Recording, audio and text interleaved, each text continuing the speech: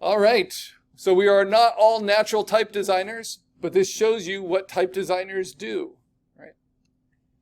So modifying from existing typefaces, even creating your own typeface, that's all within the realm of type design. And if your whole career is that, we call those people typographers.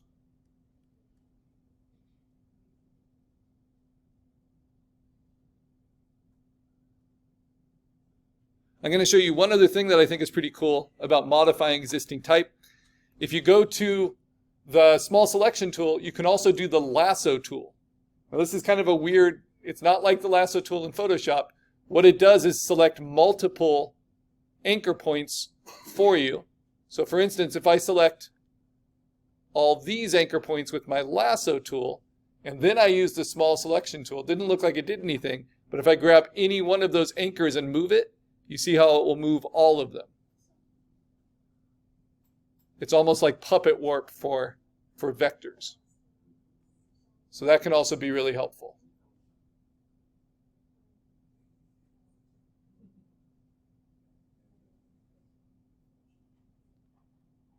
And I'm probably spending a little too long modifying this, but if your type works in black, then it's going to work in color.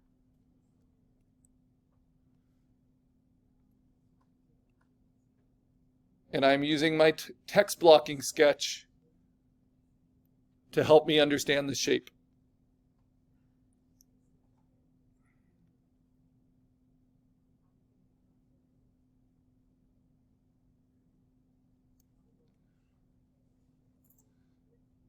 Okay, we're almost there. Small selection tool to select the letter, large selection tool to free transform the type,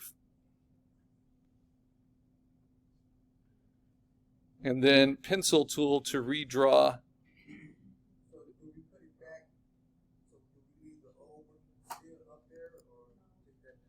So the old one you can just turn off in Photoshop once you've brought the vector in. But then that old one helps you line it up where you want it. Well, your poster is 16 by 20 by 350, right? So remember, you're not opening your EPS, you're dragging it into the file you already have. So it comes in as a smart object. And then you use Command T and free transform to place it. So there's multiple times you're kind of arranging the type with your spot illustration to get it to work the best it can.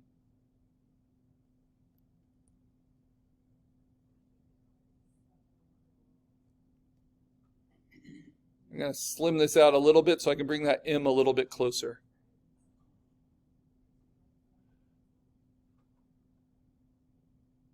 Oh my gosh, come on. Now, with the M, it's echoing my W, right? So I can look at how I did my W. And what I could do is just select the W, copy it, paste it, and then large selection tool, I'm just going to transform it and reflect it. This is like flipping it, right? But I want to flip it this way. There we go. And then I can rotate it. So it's almost there. But another way is to transform it and shear it under these transform options. Oops, want to go the other way and get it lined up.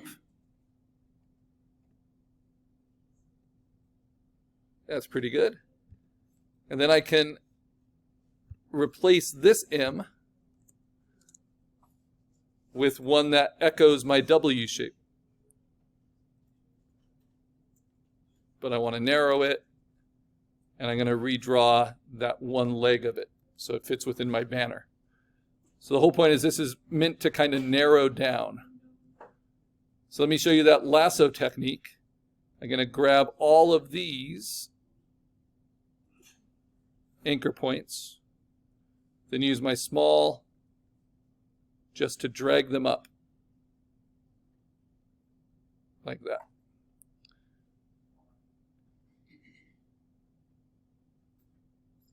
And that makes my redrawing a little bit easier.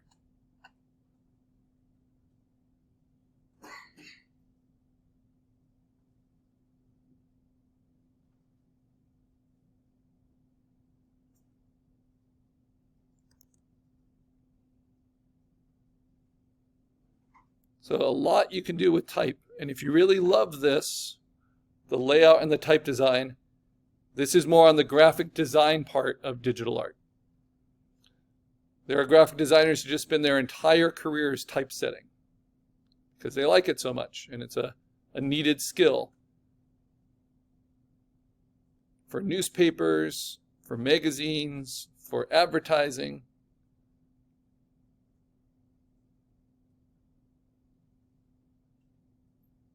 And it's usually kind of a separate skill than what I'm used to with illustration. But I would work with a lot of type designers when I was doing covers for things to help make sure my illustration worked well with the type design they had in mind. But the more you know about it, even if you don't like it, the more you can create your work to be compatible with existing type design.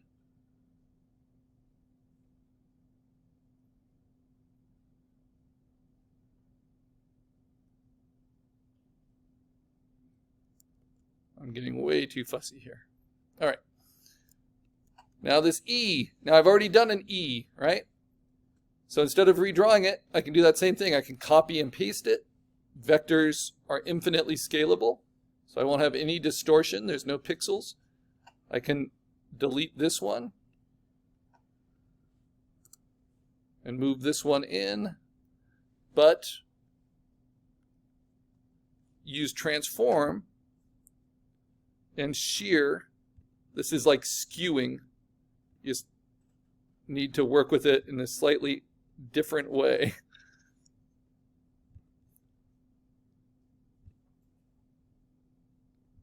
Then squeeze it, rotate it, get it to do what I want.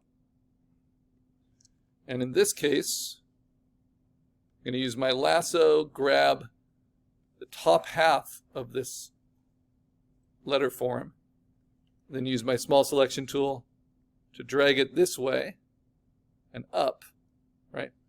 And then that gives me a little bit more of a hint for how to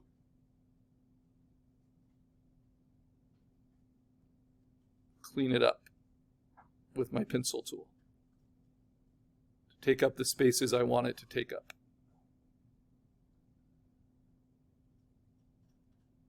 Ah.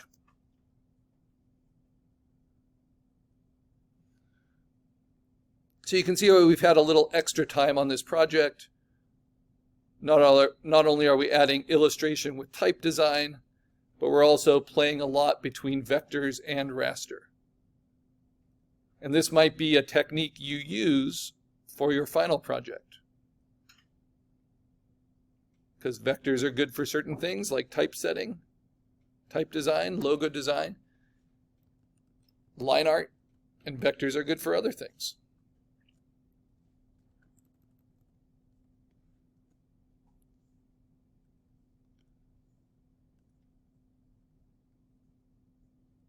I'm going to shear this one just a little bit. It reminds me of like a DJ table, getting the angles, spinning on these two discs. Because you can see how they alter what you have. Okay, last one. This is already pretty organic. So I'm just going to stretch it a little and rotate it.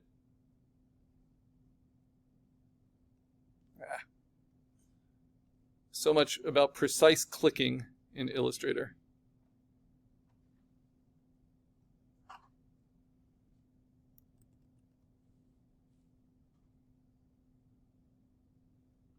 All right. So now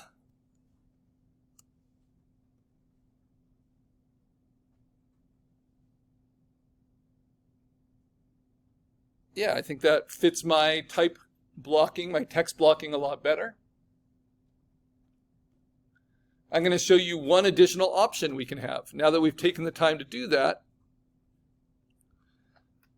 I can copy it. So it's all on this layer. I'm going to Command C or edit copy. And then I'm going to lock it and turn it off. Make a new layer on top for a variation.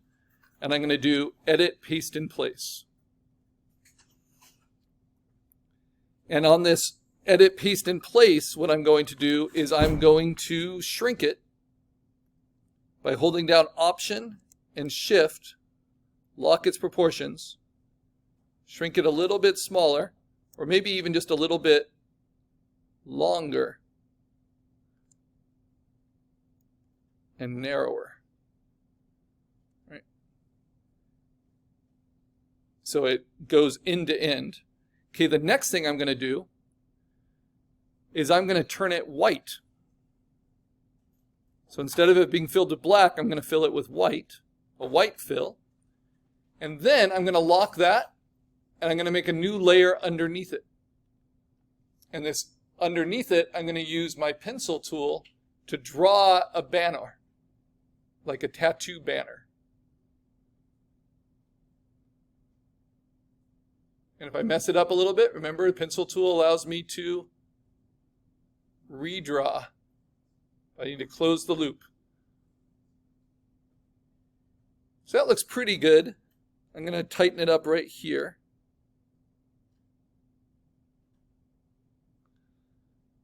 And I'm going to thicken it up right here. And then smooth it out. Okay, now I'm going to fill that with black.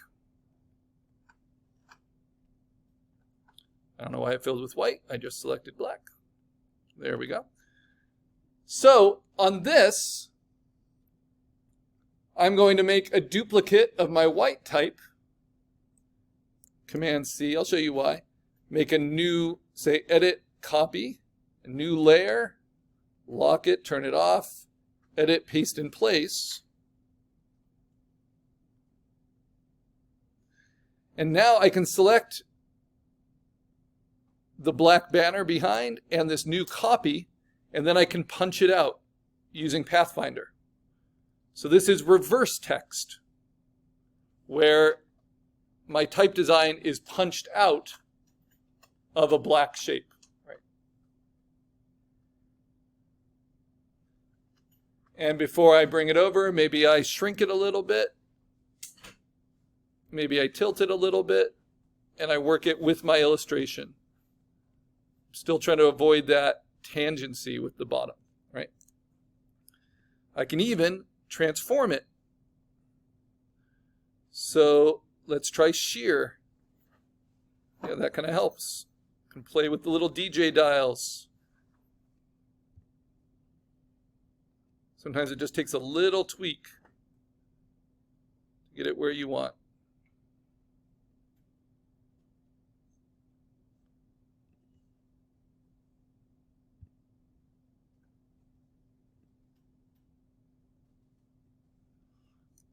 So that's one option, right?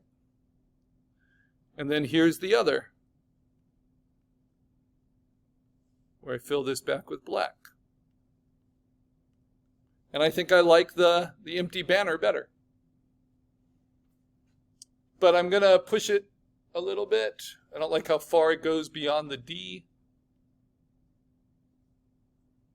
And then I'm going to play with the shear. So this stuff can just take a lot of patience to play with. But ultimately gives you full control of your typesetting.